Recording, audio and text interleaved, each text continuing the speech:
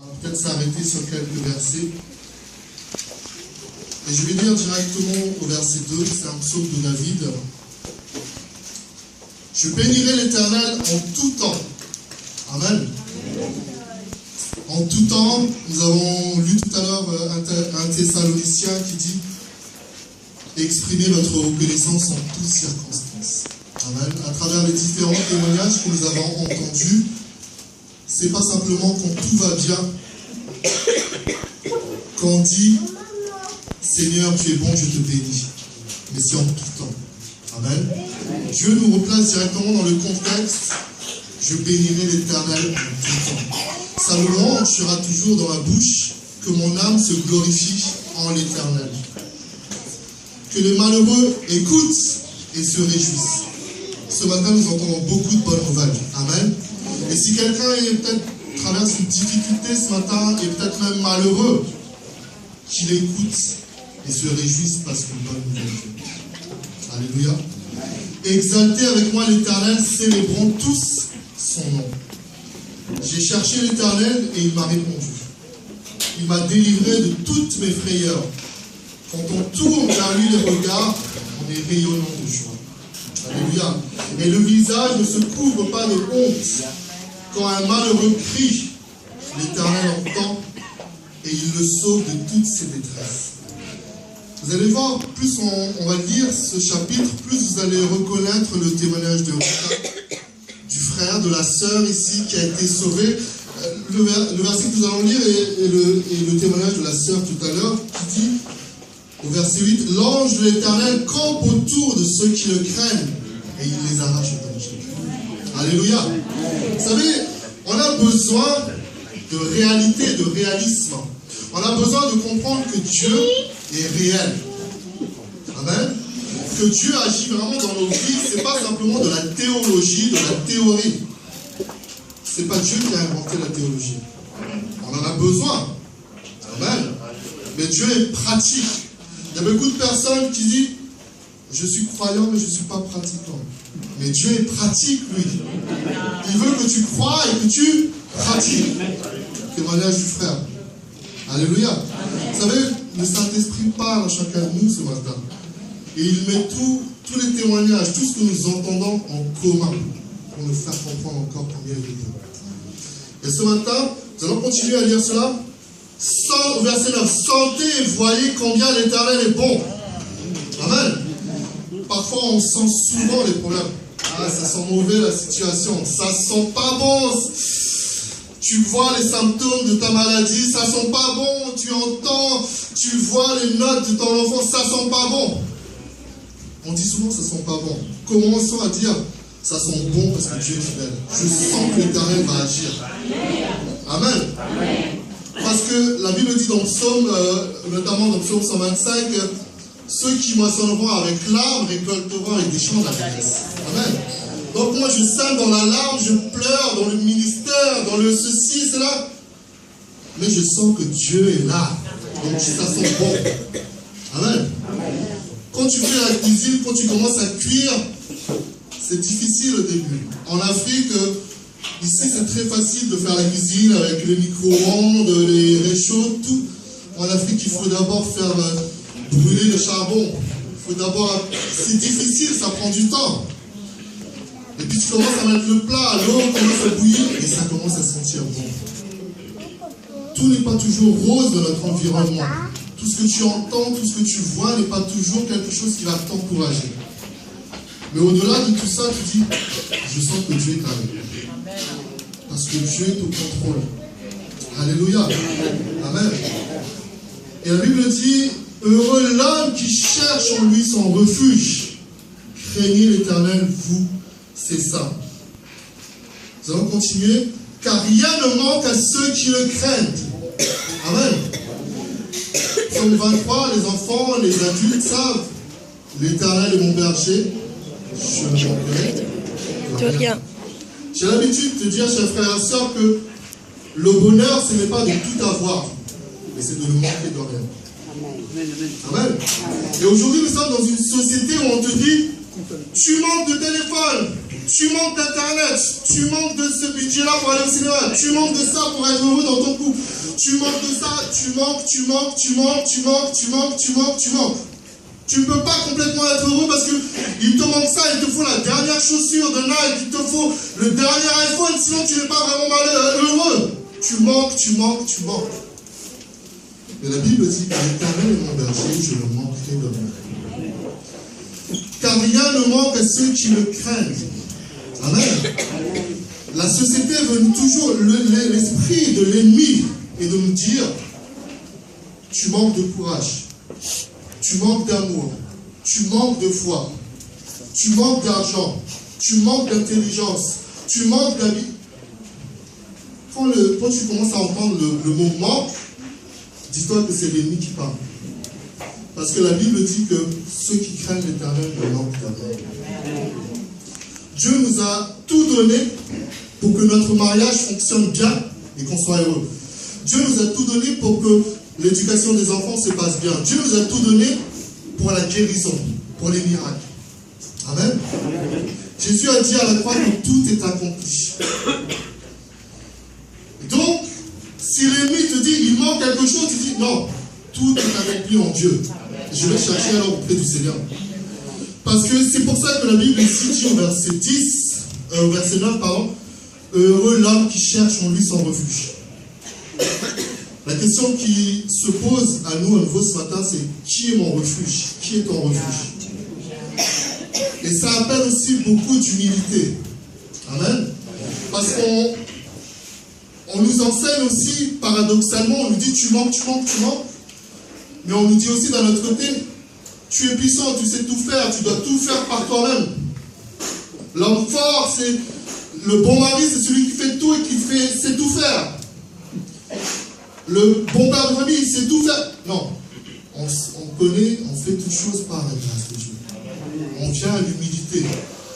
Un très bon pasteur doit savoir prêcher ceci, hein, il doit connaître les versets par cœur. Le bon leader de louange doit connaître toutes les notes.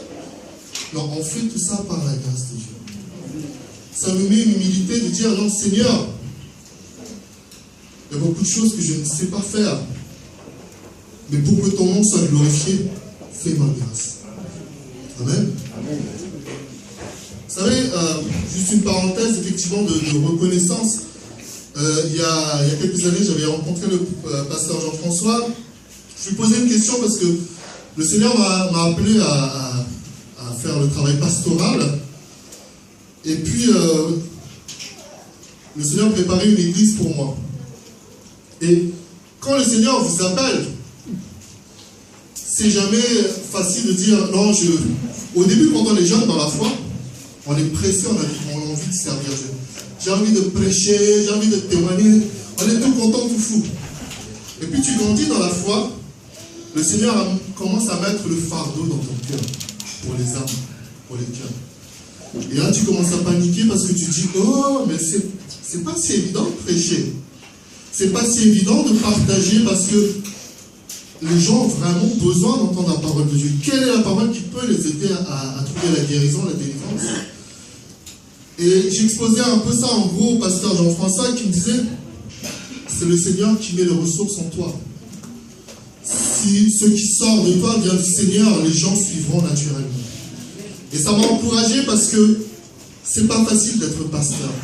C'est pas facile d'entendre différents types de problèmes. Toi aussi, en tant que dans ta vie personnelle, tu as des problèmes et tu entends d'autres problèmes encore. Mais c'est Dieu qui nous fait grâce. Et c'est Dieu qui nous met dans cette humilité, dans cet amour, pour dire Seigneur, fais-nous grâce. Amen. Amen. Et ce matin, un des messages que j'aimerais vous transmettre, c'est cette humilité devant le Seigneur. La reconnaissance, ce qui fait grandir toujours notre foi, c'est de comprendre que chaque jour que Dieu fait, c'est Dieu qui fait chaque jour, sa grâce nous protège. C'est pas par mes propres forces, c'est pas parce que je suis le plus beau. Moi j'ai l'habitude de dire aussi que le pasteur ne doit pas forcément être le plus beau de l'église, le plus riche, le plus talentueux. On met beaucoup trop de fardeau sur les pasteurs. Et c'est pour ça que certains se compromettent. Parce que si je n'ai pas la dernière voiture, si je n'ai pas le dernier téléphone, les fidèles vont dire, ah, le pasteur n'est pas béni. C'est faux. Amen. Le pasteur a besoin d'avoir un cœur humble et fidèle devant le Seigneur, qui soit fidèle à la parole de Dieu. Prions pour les leaders, prions pour les pasteurs pour que leur cœur soit, leur parole soit en cohérence avec la parole de Dieu. Amen. Que Dieu nous aide ce matin. Je vais continuer pour terminer. Verset 11. Les lionceaux éprouvent la disette et la faim, et le faim, mais ceux qui cherchent l'Éternel ne sont privés d'aucun bien. Amen. Venez mes fils, écoutez-moi, je vous enseignerai la crainte de l'Éternel. Quel est l'homme qui aime la vie, qui désire la prolonger pour jouir du bonheur?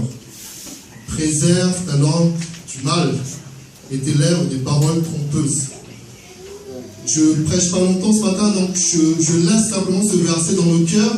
Préserve ta langue du mal. Amen. Ça nous parle ce matin. La reconnaissance, bénir quelqu'un veut dire du bien. Amen. Quand tu bénis quelqu'un, quand tu dis que Dieu te bénisse, ça veut dire que tu lui dis du bien. Préserve ta langue du mal. Amen. Mais ce n'est pas le sujet ce matin. Éloigne-toi du mal et fais le bien, recherche et poursuis la paix. Les yeux de l'Éternel sont sur les justes et ses oreilles sont attentives à leurs cris. L'Éternel tourne sa face contre les méchants pour retrancher de la terre leurs souvenirs. Verset 18. Quand les justes crient, l'Éternel entend et il les délivre de toute leur détresse. Et je voudrais insister sur deux versets ce matin aussi, au verset 19 et 20.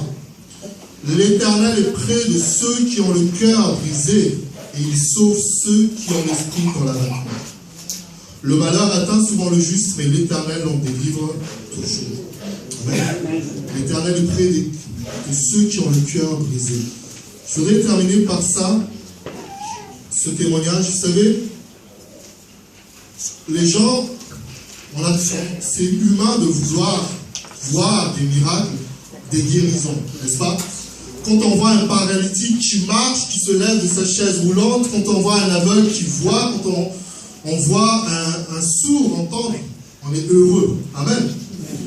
Mais il y a un miracle aussi qui est très important, c'est la guérison du cœur. Et ça ne se voit pas tout de suite spectaculairement. Mais c'est très important.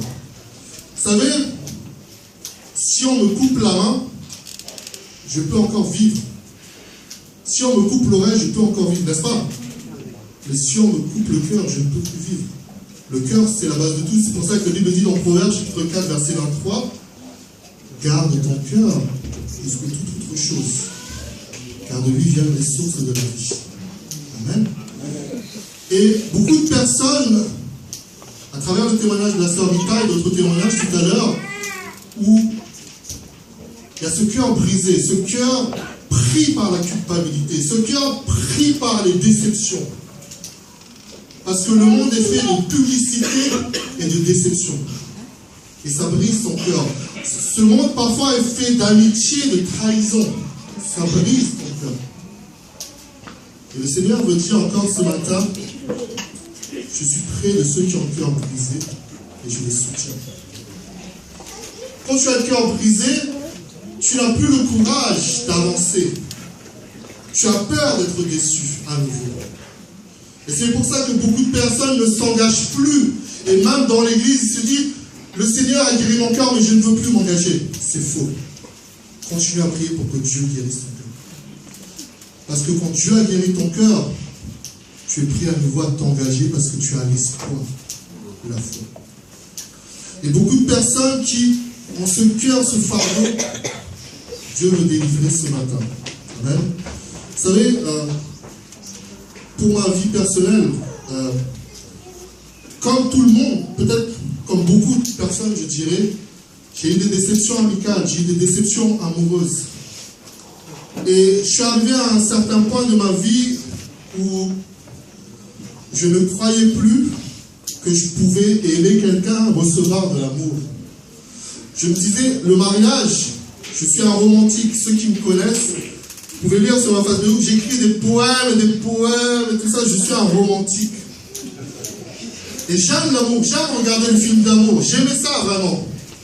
Et puis, j'allais de déception amicale en déception aussi amoureuse.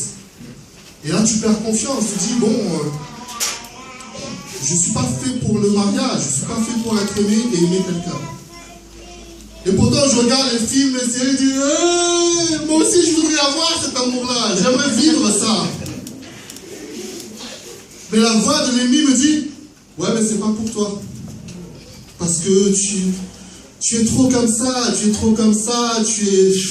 laisse tomber, c'est pas pour toi.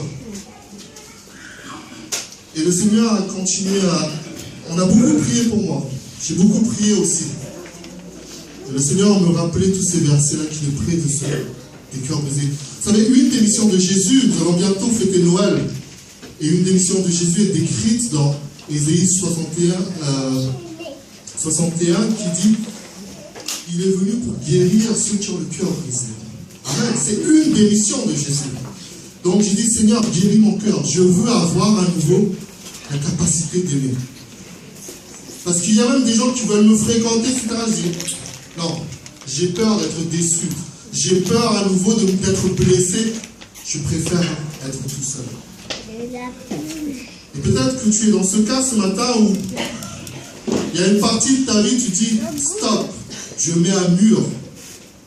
Je préfère être seul que être embêté. » Mais le Seigneur a touché mon cœur. Ça a été parfois difficile. Un prophète m'a dit un jour, tu ne sais pas aimer. Les gens qui veulent t'aimer, tu ne les aimes pas. Les gens que tu ne devrais pas aimer, tu les aimes. Il m'a cassé. Il a dit, ah Seigneur, c'est dur, hein. Il y a un autre prophète qui est venu me dire, ah, tu as le cœur brisé, mais Dieu va reconstruire ça. Première année, il est venu. Moi je dis, bon Seigneur, parce que quand les prophètes viennent, on veut entendre une bonne parole, oh, tu seras béni. Non, le Seigneur a dit, non, ton cœur est brisé, il va te guérir. Deuxième année, le prophète revient. Moi je dis, bon, peut-être là j'ai fait de progrès quand même. Hein. Deuxième année, le prophète dit, ton cœur est brisé, le Seigneur va le continuer. Je dis, ah, Seigneur, aide-moi, non? 2 ans, la même parole. Et ça m'a aidé, parce que j'ai vraiment pris conscience de ça. Il faut que je travaille mon cœur. Le pardon, sortir de l'amertume, sortir de la peur de l'avenir, parce qu'on se dit, ah, qu'est-ce que je vais faire professionnellement? Qu'est-ce que je vais faire? Si je me marie, qu'est-ce que je vais faire de ma femme? Qu'est-ce que je vais faire? Mais ici, la parole dit, je reviens un instant en arrière, au verset 7, la Bible dit, verset 6 et 7, quand on tourne vers lui les regards, on est rayonnant de joie. Et le visage ne se couvre pas de honte. Quand un malheureux crie, l'Éternel entend et il le sauve de toutes ses détresses. Au verset 5, pardon, j'ai cherché l'Éternel, il m'a répondu, il m'a délivré de toutes mes frayeurs, de toutes mes peurs. Quelque chose à retenir ce matin, dès que tu entends le mot manque, le mot peur, c'est l'ennemi qui parle. Et Dieu parle d'espoir, de foi et d'amour. Amen. Et le verset 20 est très puissant qui dit, le malheur atteint souvent le juste. Le juste, c'est le chrétien, le fidèle, celui qui vient à l'église, celui qui met sa foi en Dieu. Mais la Bible ne dit pas ici, comme dans Psaume 23, oui, le bonheur et la grâce m'accompagneront. Non, la Bible dit ici, le malheur atteint souvent le juste. Et là, on est choqué, dit quoi? Le malheur atteint le juste. Et on se retrouve dans Psaume 73 qui dit, est-ce que c'est en vain que je m'humilie, que je prie, que je respecte ta parole? Mais Dieu a un plan pour la vie de chacun. Parce que le malheur que tu vis ce matin, peut-être, est ton grand témoignage de demain. Alléluia. Merci Seigneur, que le Seigneur soit glorifié, prions ensemble. Seigneur, merci pour toutes choses. Tu es fidèle, Seigneur. C'est toi qui as prévu ce temps ce matin. Ce temps de reconnaissance, Seigneur. Et nous voulons